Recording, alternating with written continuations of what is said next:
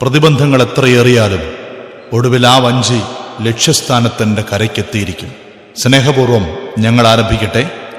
ആത്മാവിൻ്റെ മഴവില്ല.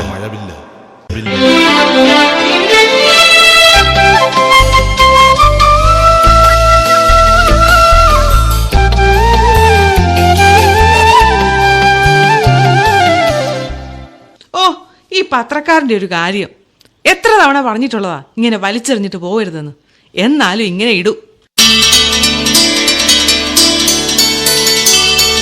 മോളെ, എടി ജിൻസി മോളെ, ഇനി വന്നേ. എന്നാ മമ്മി? ഞാൻ ഈ കോട്ടൊന്ന് അയൺ ചെയ്യുമായിരുന്നു.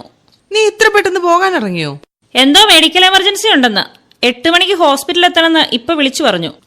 ദേ ഇങ്ങോട്ട് നോക്കേ, നിന്റെ ഫോട്ടോ പത്രത്തില്. ഓ, ഇതാണോ? ഇതാ കമ്മ്യൂണിറ്റി ഹെൽത്ത് പ്രോഗ്രാമിന്റെ ഇനാഗുറേഷൻ സെറമണിയാ.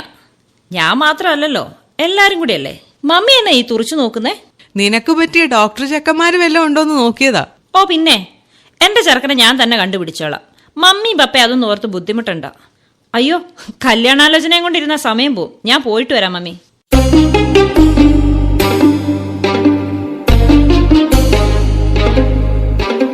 മോളിവിടെ ഉണ്ടോ? ഉണ്ട്. രാവിലെ എന്തോ എമർജൻസി കോൾ ഉണ്ടെന്ന് പറഞ്ഞ് ഹോസ്പിറ്റലിൽ പോകാൻ ഇറങ്ങും അവള്. പപ്പ, ഞാൻ പോവാ. ഡ്യൂട്ടിക്ക് കയറണം. ഇപ്പൊ തന്നെ ലേറ്റ് ആയി. സൂസൻ, കുരിക്കാട്ടിലെ ഫിലിപ്പിന്റെ മകൾ വെറും MBBS കാരിയായ മാത്രം പോരാ, MD കൂടെ എടുത്ത് എനിക്ക് അവളെ വലിയൊരു ഹോസ്പിറ്റലിന്റെ മുഴുവൻ അധികാരിയാക്കണം. എങ്കിലേ എന്റെ കണക്കുകൂട്ടലുകളൊക്കെ ശരിയാവൂ. കുടിക്കാൻ ചായയാണോ കാപ്പിയാണോ? നിനക്കെന്താ ഞാൻ പറഞ്ഞതിലത്ര താല്പര്യമില്ലാത്ത പോലെ? ഇച്ചായ, നമ്മൾ എത്ര കണക്ക് കൂട്ടിയാലും ദൈവം വിചാരിച്ചതല്ലേ നടക്കൂ. അതൊക്കെ നിങ്ങൾ ഈ ദൈവവിശ്വാസിയുള്ള ഓരോ വെറും തോന്നല. കുരിക്കാട്ടിൽ ഫിലിപ്പിന്റെ ഇന്നോളമുള്ള കണക്കുകൂട്ടലുകളിൽ ഏതാണ് പിഴച്ചിട്ടുള്ളത്? 10ാം ക്ലാസ് വരെ എല്ലാ ക്ലാസ്സിലും 1ാം റാങ്ക് വാങ്ങിച്ചുകൊണ്ടിരുന്നവനെ അന്നത്തെ ബാക്ക് ബെഞ്ചുകാരനായി ഈ ഫിലിപ്പിന്റെ കമ്പനിയിലെ ശമ്പളക്കാരനായിപ്പോ. ചെറുപ്പത്തിൽ അപ്പന്റെ കൂടെ റബ്ബർ വെട്ടാൻ പോയപ്പോ മുതലാളി ചമഞ്ഞ് പരിഹസിച്ചവരെ ഇപ്പോ ഈ ഫിലിപ്പിന്റെ ഖദർകുപ്പായം കണ്ട എഴുന്നേറ്റ് നിൽക്കും. മൂത്തവനെ വക്കീലാക്കിയത് ചിലതൊക്കെ കരുതിക്കൂട്ടി തന്നെയാ. 40 ലക്ഷം മുടക്കി മകളെ പഠിപ്പിച്ച് ഡോക്ടറാക്കിയതേ അതിന്റെ 10 ഇരട്ടി ഉണ്ടാക്കാമെന്ന ആത്മവിശ്വാസത്തിൽ തന്നെയാ. ഇവിടെ എവിടെയാടി ഫിലിപ്പിന്റെ കണക്കുകൂട്ടൽ തെറ്റിയത്? നീ പറ സൂസമ്മേ. ഇച്ചായൻ ഇങ്ങനെ അഹങ്കാരം പറയല്ലേ, കർത്താവിന് അത് ഇഷ്ടപ്പെടത്തില്ല. ഈ കോവിഡും വെള്ളപ്പൊക്കവും ഉരുൾപൊട്ടലും ഒക്കെ ഉണ്ടായപ്പോ നീയൊക്കെ പറയുന്ന കർത്താവ് എവിടെയായിരുന്നു? ആ വിശ്വാസമൊക്കെ ഞാൻ പണ്ടേ എന്റെ മനസ്സിൽ നിന്ന് ഇറക്കി വിട്ടതാ. തർക്കിക്കാൻ എനിക്ക് അറിയത്തില്ല ഇച്ചായ. പക്ഷെ ഇച്ചായ, ഇതൊക്കെ ഇച്ചായന്റെ വെറും തോന്നലുകളാ. അത്രേ എനിക്ക് പറയാൻ അറിയത്തുള്ളൂ. എന്നാ ഞാൻ ഒരു കാര്യം കൂടി പറയാം. എന്റെ ഒരു സുഹൃത്തിന്റെ മകൻ ഒരു ഡോക്ടറുണ്ട്, പേര് ജോജി. അവളുടെ ഹോസ്പിറ്റലിൽ തന്നെയാണ് ഇപ്പോൾ വർക്ക് ചെയ്യുന്നത്. അവൾക്ക് അവൻ നന്നായിട്ട് ചേരുമെന്ന് തോന്നുന്നു. തന്നെയല്ല, ടൗണിൽ ഒരു മൾട്ടി സ്പെഷ്യാലിറ്റി ഹോസ്പിറ്റൽ അവരിപ്പോ പണിതുകൊണ്ടിരിക്കുക. ഞങ്ങളത് പറഞ്ഞങ്ങ് ഉറപ്പിച്ചു. പിള്ളേർക്ക് തമ്മിൽ ഇഷ്ടമാണോന്ന് അറിയാതെ എങ്ങനാ? അവർ ഒന്നിച്ചു പഠിച്ചതാ, ജോലി ചെയ്യുന്നു ഒന്നിച്ച്, ഇരുവരും പരിചയക്കാരുമാണ്. ഇനിയിപ്പോ എന്ത് നോക്കാനാ? അത് പിന്നെ ഇച്ചായ, അതൊക്കെ പറഞ്ഞ് മനസ്സിലാക്കി കൊടുക്കേണ്ടത് നിന്റെ ഉത്തരവാദിത്വം. ഏതായാലും ഞാൻ തീരുമാനിച്ചു കഴിഞ്ഞു. ആ അച്ഛനോ? എന്നാച്ചാ? ഫിലിപ്പ് സാറേ, ഞാനിന്ന് സാറിനോട് പറഞ്ഞ ആ കാര്യം എന്തായി? ഓ, ആ ബീവറേജ് മാറ്റുന്ന കാര്യമല്ലേ? ഞാനത് MLA സംസാരിച്ചിട്ടുണ്ട്. സാറേ, പിള്ളേര് സ്ത്രീകളൊക്കെ പോകുന്ന വഴിയല്ലേ. ഇന്നലെയും കൂടെ സ്കൂൾ പിള്ളേരുടെ അടുത്ത് ആരോ മോശമായി പെരുമാറി എന്നൊക്കെ കംപ്ലൈന്റ് വന്നു. ഞാനും കൂടി വരാം സാറേ. നമുക്ക് നേരിട്ട് പോയിട്ട് MLA അടുത്ത് ഒന്ന് കണ്ട് സംസാരിച്ചാലോ? അച്ഛനിങ്ങനെ എടുത്തിയാടാതെ, ഓരോന്നിനും അതിന്റെ സമയമെടുക്കുന്നേ. പിന്നെ ഇവിടെ നാട്ടുകാരുടെ കാര്യം നോക്കാൻ ഞങ്ങളൊക്കെ ഇല്ല അച്ഛോ. ഫിലിപ്പ് സാർ ഈ ഇടവക്കാരനാളെന്ന് വിചാരിച്ചിട്ടാ ഞാൻ സാറ് വഴിയൊന്ന് ഇടപെടാന്ന് വിചാരിച്ചത്. അച്ഛനിങ്ങനെ പള്ളിക്കാരും രാഷ്ട്രീയവും ഒക്കെ ഒന്നിച്ച് കാണരുത്. പള്ളിയിൽ ഞാൻ അച്ഛന്റെ കുഞ്ഞാടൊക്കെ ആയിരിക്കും, പക്ഷെ സമൂഹത്തിൽ ഫിലിപ്പ് അങ്ങനെയാണെന്ന് അച്ഛൻ വിചാരിക്കരുത്. ഇനിയുള്ള കാര്യം അങ്ങോട്ട് പറയാം. ആ ബാർ നടത്തുന്നത് ഞാനും കൂടി ഷെയർ ഇട്ടിട്ടാ. അതിനെ അവിടെ നിന്ന് മാറ്റണമെങ്കിലും ഞാൻ വിചാരിക്കണം. അച്ഛൻ എന്നാ ചെയ്യാൻ പറ്റുന്നെന്ന് വെച്ച ചെയ്തു. എന്തിനാ ഇച്ചായ ഇങ്ങനെ ദൈവകോപവും നാട്ടുകാരുടെ മുഴുവൻ ശാപവും വലിച്ച് തലേ വെക്കുന്നത്? എന്റെ കർത്താവേ, ഇനി എന്നൊക്കെ സംഭവിക്കുമോ എന്തോ. ഫിലിപ്പ് ഇവിടെ വരെ എത്തിയതേ ഒറ്റയ്ക്ക് തന്നെയാ. ലാഭമില്ലാത്ത ഒരു കളിക്ക് ഞാൻ നിൽക്കത്തില്ലെന്ന് നിനക്കറിയാലോ. നിന്റെ വികാരച്ചനോട് പോയി പറഞ്ഞേരെ, ഫിലിപ്പിനെ കൊണ്ട് തനിനിറം കാണിപ്പിക്കരുതെന്ന്.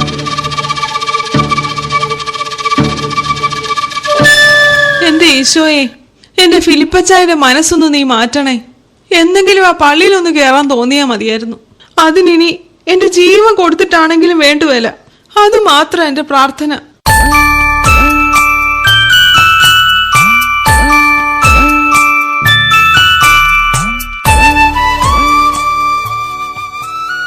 Doctor Jincy, good morning.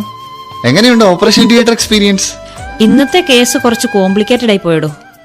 കൂടെ നിൽക്കുവാണേലും ഞാൻ കുറച്ച് ടെൻഷനായി. പിന്നെ ഡോക്ടർ തുളസീധരൻ വന്ന് കൈകാര്യം ചെയ്തു. Actually he was so upset. എന്താ താൻ കാണണമെന്ന് പറഞ്ഞത്? അത് പിന്നെ ജോജി, നമ്മുടെ കാര്യം അടുത്ത ആഴ്ച ഉറപ്പിക്കാൻ പോവാന്നാണ് കേട്ടത്. അതെ, തനിക്കെന്തെങ്കിലും പ്രശ്നമുണ്ടോ? അതിനെക്കുറിച്ച് പറയാനാ ഞാൻ കാണണമെന്ന് പറഞ്ഞത്. ജോജി, നമ്മൾ തമ്മിൽ പരിചയവും സൗഹൃദവും ഒക്കെ തുടങ്ങിയിട്ട് എത്രയോ വർഷങ്ങളായി. പക്ഷേ അപ്പോഴൊന്നും നമ്മൾ വിവാഹത്തെക്കുറിച്ചൊന്നും ചിന്തിച്ചില്ല. ഇപ്പൊ വീട്ടുകാർ പറഞ്ഞപ്പോഴാ ഞാൻ അതിനെക്കുറിച്ചൊക്കെ ഒന്ന് സീരിയസ് ആയിട്ട് ചിന്തിച്ചു തുടങ്ങിയത്. അതിനിപ്പോ എന്താ, നിനക്കെന്നെ ഇഷ്ടമില്ലെന്ന് വല്ലതും ഉണ്ടോ? എടാ, നിന്റെ അത്ര എന്നെ അറിയാവുന്ന ആരാ ഈ ലോകത്തിലുള്ള ജോജി? അതൊന്നും അല്ല പ്രശ്നം. പിന്നെന്താ പ്രശ്നം? പഠിത്തത്തിന്റെ കാര്യമാണോ? MDക്ക് എനിക്ക് കിട്ടിയില്ലെങ്കിലും നിനക്ക് കിട്ടുമെന്ന് എനിക്ക് ഉറപ്പാണ്.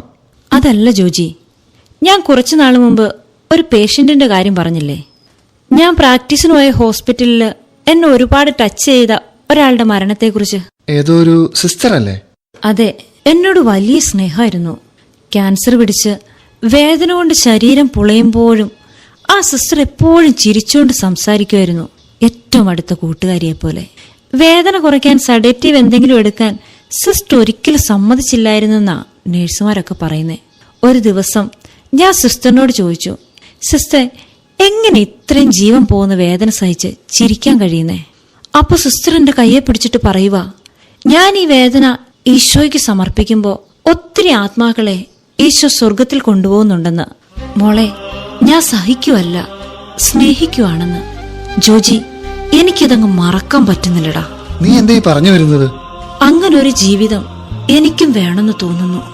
ഒത്തിരി പേരെ സ്വർഗത്തിൽ കയറ്റാൻ പറ്റുന്ന, ഹൃദയം തുറന്ന് ചിരിക്കാൻ പറ്റുന്ന, വേദനകളെ പോലും ആത്മാക്കളെ രക്ഷിക്കാനുള്ള വഴിയാക്കി മാറ്റുന്ന ഒരു ജീവിതം. ജോജി, മരിച്ചു കിടന്നപ്പോൾ പോലും ആ സിസ്റ്റർ ഹൃദയം തുറന്ന് ചിരിക്കുമായിരുന്നു. ആദ്യമായിട്ടാ അങ്ങനൊരു മരണം ഞാൻ കാണുന്നത്. എനിക്കും നീ പറയുന്നത് കേട്ടപ്പോ അതൊരു അത്ഭുതം പോലെയാ തോന്നുന്നത്. ജോജി, നിന്റെ ഒപ്പം ജീവിതം പങ്കിടാൻ എനിക്കിഷ്ടാണ്. പക്ഷേ അതിനേക്കാൾ ഉപരിയായ ഒരു ഉൾവിളി ആ സിസ്റ്ററിനെ പോലെ ജീവിക്കാൻ എനിക്ക് തോന്നുക ജോജി.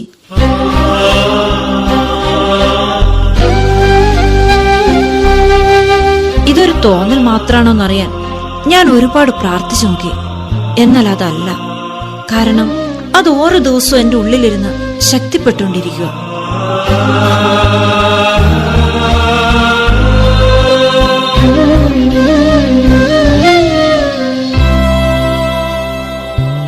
ജിൻസി, അങ്ങനെ നിനക്ക് തോന്നുന്നുണ്ടെങ്കിൽ നീ പറഞ്ഞത് ശരിയാണ്. പക്ഷെ നിന്റെ പപ്പ? ജോജി, എന്റെ പപ്പയേക്കാൾ എനിക്ക് നിന്നെ വിശ്വാസമാണ്. നീ എന്റെ കൂടെ ഉണ്ടാവണം. ഇത്രയും പറഞ്ഞിട്ടും ഞാൻ നിന്നെ മനസ്സിലാക്കിയില്ലെങ്കിൽ പിന്നെ നമ്മുടെ സൗഹൃദത്തിന് എന്തു വിലയാടാ ഉള്ളത്? താൻ ധൈര്യമായി പൊക്കോ, തന്റെ ആഗ്രഹം നടക്കും. അതിന് ഞാൻ കൂടെ ഉണ്ടാവും എന്നും. ദേ, ഇതെന്റെ വാക്കാ. പിന്നെ ഇനി നീ എനിക്ക് ജിൻസിയല്ല, സിസ്റ്റർ ജിൻസിയാണ്. കൺഗ്രാറ്റുലേഷൻസ് കേട്ടോ. Thank you so much. ഇതെന്റെ കൂടെ നിൽക്കുന്നതിനല്ല, ഫോർ അണ്ടർസ്റ്റാൻഡിങ് മീ.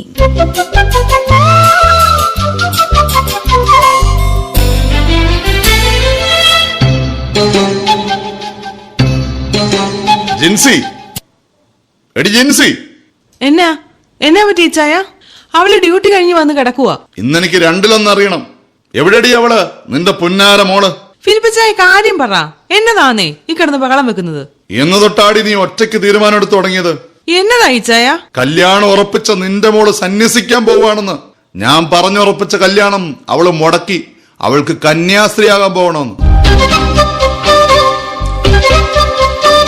എന്നാ മോളെ ഈ പറയുന്നത്? മമ്മി, എനിക്കെന്റെ ജീവിതം അങ്ങനെയാണെന്നാണ് തോന്നുന്നത്.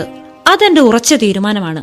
ജോജിയോട് ഞാൻ കാര്യങ്ങൾ പറഞ്ഞു. എടി, ഈ കുരിക്കാട്ട് ഫിലിപ്പിന് ജീവനുണ്ടെങ്കിൽ നിന്റെ കല്യാണം ഞാൻ വിചാരിച്ച പോലെ നടത്തിക്കും. പപ്പ, എന്റെ ജീവിതം എങ്ങനെയാണെന്ന് തീരുമാനിക്കാനുള്ള പ്രായം എനിക്കുണ്ട്. വിവാഹപ്രായം എത്തിയ ഒരു പെൺകുട്ടിയാണ് ഞാൻ. മോളെ, പപ്പയോട് ഇങ്ങനെയാണോ സംസാരിക്കുന്നത്? അവൾ പറയട്ടെ. പ്രായപൂർത്തിയായവൾക്ക് പറയാനുള്ളത് എന്താണെന്ന് ഞാൻ കൂടി ഒന്ന് കേൾക്കട്ടെ. ലക്ഷങ്ങൾ കൊടുത്ത് ഞാൻ ഇവിടെ പഠിപ്പിച്ചതേ ഏതെങ്കിലും കന്യാസ്ത്രീ മഠത്തിന് കാശുണ്ടാക്കി കൊടുക്കാനല്ല. പപ്പയ്ക്കെല്ലാം പൈസ കൊണ്ട് അളക്കാൻ മാത്രമേ അറിയത്തുള്ളൂ. ഈ ലോകത്ത് പൈസ കൊണ്ട് വാങ്ങാൻ പറ്റാത്ത ഒരുപാട് കാര്യങ്ങളുണ്ട്. അതിലൊന്നാണ് ഈ ആത്മസംതൃപ്തി എന്നൊക്കെ പറയുന്നത്. അത് പ്രതിഫലം ആഗ്രഹിക്കാതെ നന്മ ചെയ്യുമ്പോൾ മാത്രം കിട്ടുന്നതാ പപ്പ. ലാഭം നോക്കി മാത്രം ജീവിക്കുന്ന പപ്പയ്ക്ക് അതൊന്നും ഒരിക്കലും മനസ്സിലാത്തില്ല പപ്പ. എനിക്ക് ഏറ്റവും അധികം സന്തോഷം തരുന്നതേ ഒരു സന്യാസിനിയായി ജീവിതം മുഴുവൻ മറ്റുള്ളവർക്ക് വേണ്ടി മാറ്റിവെക്കുമ്പോഴാണെന്ന് തിരിച്ചറിഞ്ഞിട്ട് തന്നെയാണ് ഞാൻ ഈ ജീവിതം തിരഞ്ഞെടുത്തത്. ഈ ഫിലിപ്പ് ജീവനോടെ ഇരിക്കുമ്പോ നിന്നെ ഞാൻ അതിന് സമ്മതിക്കത്തില്ല.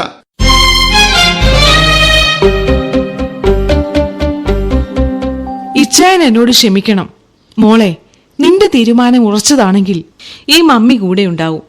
ഈശോ നിന്നെ വിളിച്ചിട്ടുണ്ടെങ്കിൽ ആരൊക്കെ എതിർത്താലും നീ ഒരു സിസ്റ്റർ ആകും. ഇച്ചായ, ദൈവം വിളിച്ച നമ്മളായിട്ട് എതിര് നിൽക്കരുത് ഇച്ചായ.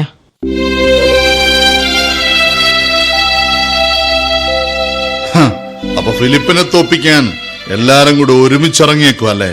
ഫിലിപ്പ് സാറേ, ഇത് ജയത്തിന്റെയും തോൽവിയുടെയും ഒന്നും കാര്യമല്ല. ജിൻസിക്ക് അങ്ങനെ ഒരു ബോധ്യം ഉണ്ടെങ്കിൽ അവൾ ആ ജീവിതം തിരഞ്ഞെടുക്കട്ടെ. അതിന് നമ്മൾ തടയിട്ടാ അത് വലിയ ദുരന്തമാവുകയുള്ളൂ. എന്നാ ഇവിടെ വെച്ച് ഫിലിപ്പ് ഒരു കാര്യം കൂടി അങ്ങ് പറയുക. ഇനി ഫിലിപ്പിന് ഇങ്ങനെ ഒരു മോളില്ല. നീ മരിച്ചുപോയെന്ന് ഞാൻ വിശ്വസിച്ചോളാം. കൊണ്ടുപോയിക്കോ എങ്ങോട്ടാന്ന് വെച്ചാ. നീ കുരിക്കാട്ട് തറവാടിന്റെ പടി ചവിട്ടാൻ നീ വന്നേക്കരുത്. അതിന് ഞാൻ ചത്തുമലച്ച് കിടന്നാ പോലും.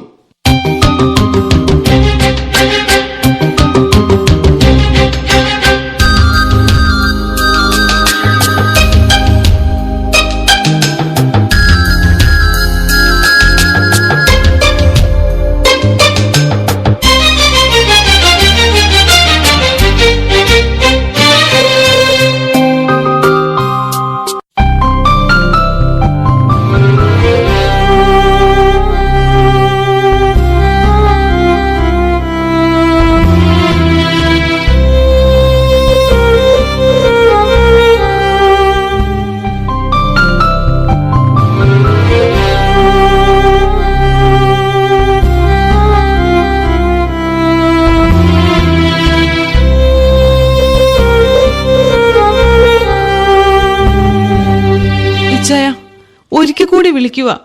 ഇന്ന് നമ്മുടെ മോളുടെ ഉടുപ്പിടിയിലല്ലേ? നമുക്ക് അവിടെ വരെ ഒന്ന് പോകാം ഇച്ചായ.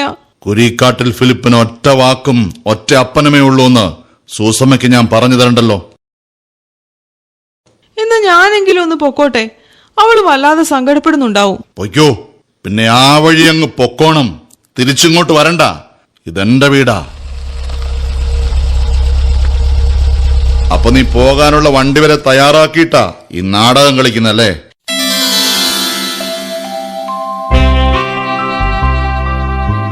മോനെ ജോണി, നീയോ? നീ വരില്ലെന്ന് പറഞ്ഞിട്ട്? അവൾക്കൊരു സർപ്രൈസ് കൊടുക്കാമെന്ന് വിചാരിച്ചു. കാര്യം തിരക്കൊക്കെ ഉണ്ടായിരുന്നു. എന്നാലും പെങ്ങളെ സിസ്റ്റർ ആവുന്ന ദിവസമല്ലേ, എനിക്ക് വരാതിരിക്കാൻ പറ്റുമോ? ഇതെന്നാ അപ്പം പോകുന്നില്ലേ? വേഗം ഒരുങ്ങ്. ഞാൻ കാർ വിളിച്ചാണ് വന്നിരിക്കുന്നത്.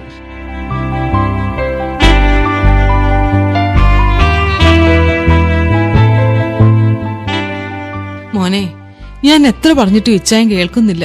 എന്നാ മമ്മി ആ കാറിന് പൊയ്ക്കോളൂ. ഞാൻ പപ്പയെ കൂട്ടിക്കൊണ്ട് ഇവിടുത്തെ കാറിന് വന്നോളാം. എനിക്കൊന്ന് ഫ്രഷ് ആവുകയും വേണം.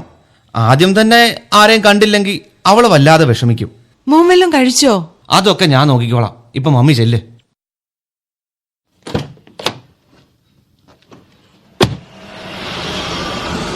ജോണി, നിന്നെ ഞാൻ പഠിപ്പിച്ച് ഒരു അഡ്വക്കേറ്റ് ആക്കിയത് എനിക്ക് കൂടി ചില ഉപകാരങ്ങൾ ഉണ്ടാകാൻ വേണ്ടിയാ. ഇപ്പൊ ഞാൻ ഒരു കാര്യം അങ്ങോട്ട് പറയുക. നീ ഒരു കേസ് ഫയൽ ചെയ്യണം. കേസോ? എന്ത് കേസ്? ആ കന്യാസ്ത്രീ മഠത്തിനും അച്ഛനുമെതിരെ എന്റെ കൊച്ചിനെ തട്ടിക്കൊണ്ടുപോയതിന് ഒരു ഹേബിയസ് കോർപ്പസ്. അപ്പൻ ഇങ്ങനെ വെറും ഒരു രാഷ്ട്രീയക്കാരനാവാതെ. ഇത് ജയവും തോൽവിയും ഒന്നും അല്ലപ്പാ. അവളുടെ ജീവിതം അവള് തിരഞ്ഞെടുത്തു. അവള് പറഞ്ഞ സിസ്റ്റർ ഉണ്ടല്ലോ, ഞങ്ങൾ ഒന്നിച്ച് ലോ കോളേജിൽ പഠിച്ചതാ. ഞങ്ങളുടെ 1ാം റാങ്കുകാരിയാ സിസ്റ്റർ കാതറിൻ. വക്കീലായിട്ട് അവള് വാദിച്ചതൊക്കെ പാവങ്ങൾക്ക് വേണ്ടിയായിരുന്നു. ആ എൻഡോസൾഫാൻ ഫാക്ടറിക്കെതിരായി സമരം ചെയ്തവരുടെ കൂട്ടത്തില് ഈ സിസ്റ്ററും ഉണ്ടായിരുന്നു. അപകടമാണെന്നറിഞ്ഞിട്ടും ആ പാവങ്ങളെ രക്ഷിക്കാൻ അവസാനം വരെ അവർ പോരാടി. അങ്ങനെ അവർക്ക് ക്യാൻസർ പിടിപെട്ടത്. ഇപ്പോ ആ ഫാക്ടറി പൂട്ടിയിട്ടുണ്ടെങ്കിൽ അതിന്റെ കാരണം ആ സിസ്റ്ററിന്റെ ഒറ്റ കഷ്ടപ്പാടാണ്. ഒരു മീഡിയ അത് റിപ്പോർട്ട് ചെയ്യില്ല. കാരണം അവർക്ക് മുൻപിൽ ഇവരൊക്കെ വെറും പാവപ്പെട്ട കന്യാസ്ത്രീകളാണ്. എന്റെ സ്വപ്നങ്ങളാ അവള് തകർത്ത് കളഞ്ഞത്. ഡോക്ടറാക്കി അവളെ വലിയ ഹോസ്പിറ്റലിലാക്കി ഈ നാട് മുഴുവൻ അറിയുന്ന ആളാക്കി മാറ്റാനാണ് ഞാൻ ആഗ്രഹിച്ചത്. എന്നിട്ട് എന്ത് കിട്ടാനാപ്പാ? ആളുകളുടെ കയ്യിൽ നിന്നും കഴുത്തിറക്കുന്ന പൈസ വാങ്ങിച്ച് അവരുടെ നിസ്സഹായതയെ ചൂഷണം ചെയ്തുണ്ടാക്കുന്ന പൈസ കൊണ്ട് മനസ്സമാധാനത്തോടെ ഉറങ്ങാൻ പറ്റുമോ അപ്പാ? ഇത്രയും കാലം ഈ രാഷ്ട്രീയത്തിലെ സ്വാധീനം കൊണ്ട് അപ്പനുണ്ടാക്കിയ പൈസ കൊണ്ട് എന്തെങ്കിലും പ്രയോജനം ഉണ്ടായോ അപ്പാ? ഒരു ദിവസമെങ്കിലും അപ്പൻ മനസ്സമാധാനത്തോടെ കിടന്നൊന്ന് ഉറങ്ങിയിട്ടുണ്ടോ? അതൊക്കെ കൊണ്ടാ ഈ നാട് വിട്ട് ഈ വക്കീൽ പണിയും വിട്ട് ഞാൻ പുറത്തു പോയത്. അപ്പം വരുന്നുണ്ടെങ്കിൽ വാ, നമുക്ക് ജിൻസിമോളുടെ അടുത്ത് പോവാം.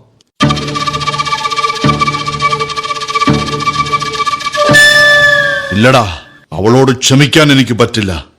ഇപ്പോ നിന്നോടും.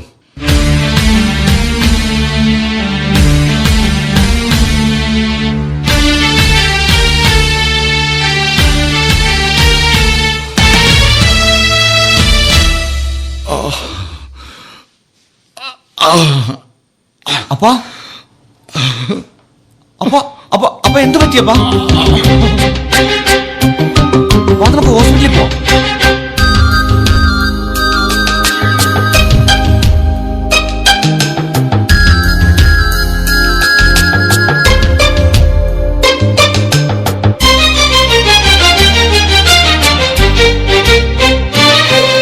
ഡോക്ടർ, ശരിക്കും അവന് എന്താ പറ്റിയത്? കുറച്ച് കോംപ്ലിക്കേറ്റഡ് ആണ്. ഹാർട്ടിലേക്കുള്ള 2 വെയിനുകൾ ബ്ലോക്കായി. വളരെ ഡേഞ്ചറസ് ആയ ഒരു സോണിലാണ് ഓപ്പറേഷൻ ചെയ്യേണ്ടത്. പക്ഷെ പേടിക്കണ്ട, അതിന് ഏറ്റവും പ്രഗത്ഭയായ ഒരു ഡോക്ടർ ഇവിടെ ഉണ്ട്. കൈപ്പിഴകളൊന്നും വരാത്ത ദൈവത്തിന്റെ കയ്യൊപ്പുള്ള ഒരു ഡോക്ടർ.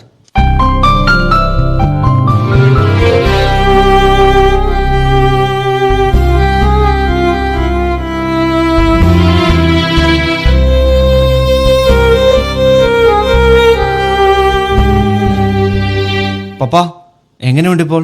വേദന കുറവുണ്ടോ? എന്നെ ഒന്ന് എഴുന്നേൽപ്പിച്ചിരുത്തുവോ?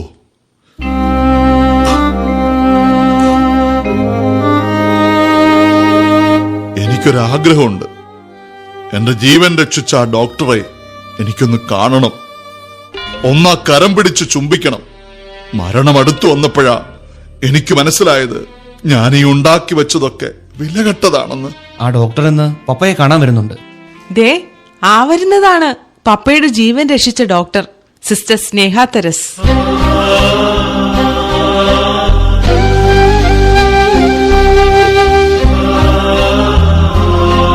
സിസ്റ്റർ, ഒരുപാട് നന്ദി എന്റെ ജീവൻ രക്ഷിച്ചതിന്. ഇതെന്റെ ജിൻസിമോളല്ലേ? മോളെ, ഫിലിപ്പച്ചായ, എന്തുമാത്രം വെറുത്തതാ എന്റെ മോളെ. എന്നിട്ട് ഇച്ചായന്റെ ജീവൻ രക്ഷിക്കാൻ ഒടുവിൽ എന്റെ മോളെ തന്നെ ഈശോ അയച്ചത് കണ്ടോ? ഈ ഉടുപ്പ് ഇട്ട് പപ്പയുടെ അനുഗ്രഹം വാങ്ങാൻ വരണമെന്ന് ഞാൻ ഒരുപാട് ആഗ്രഹിച്ചതാണ്. ഇന്നത് സാധിച്ചു. എന്റെ ഈശോയ്ക്ക് ഒരുപാട് നന്ദി. കാശ് കൂടിയപ്പോ അപ്പന്റെ കണ്ണു മറഞ്ഞുപോയി. മോളെന്നോട് ക്ഷമിക്ക. അതൊന്നും സാരമില്ലോ അപ്പ. എനിക്ക് കുറച്ച് നേരത്തെ ദൈവവിളി കിട്ടി. എന്റെ അപ്പന് ഇപ്പഴാ കിട്ടിയേ, അത്രേ ഉള്ളൂ. ഇപ്പൊ എനിക്ക് സന്തോഷമായി. കാരണം ഏറ്റവും വലിയ ധനികനാണ് ഇപ്പൊ എന്റെ മോളെ ഞാൻ കൊടുത്തേക്കുന്നത്. എന്നാ ആ ധനികന്റെ പേര് ഇച്ചായനൊന്ന് പറഞ്ഞേ, എല്ലാരും കേക്കട്ടെ. എനിക്ക് ആയുസ് നീട്ടിത്തന്ന ഒരവസരം കൂടി ജീവിതത്തിൽ തന്ന എന്റെ കർത്താവ് ഈശോ മിശിഹ.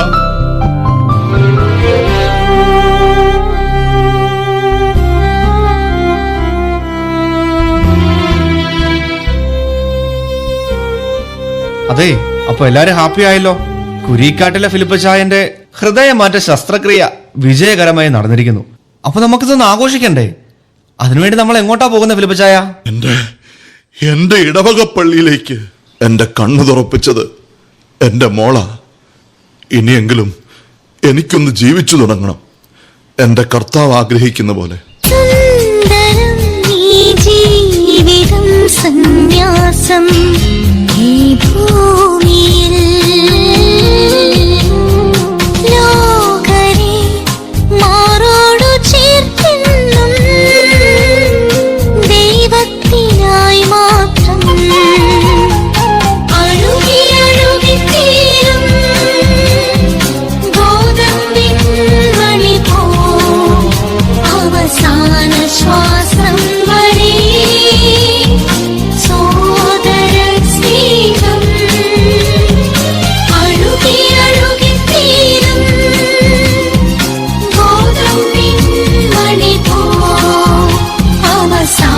ആശ്വാസം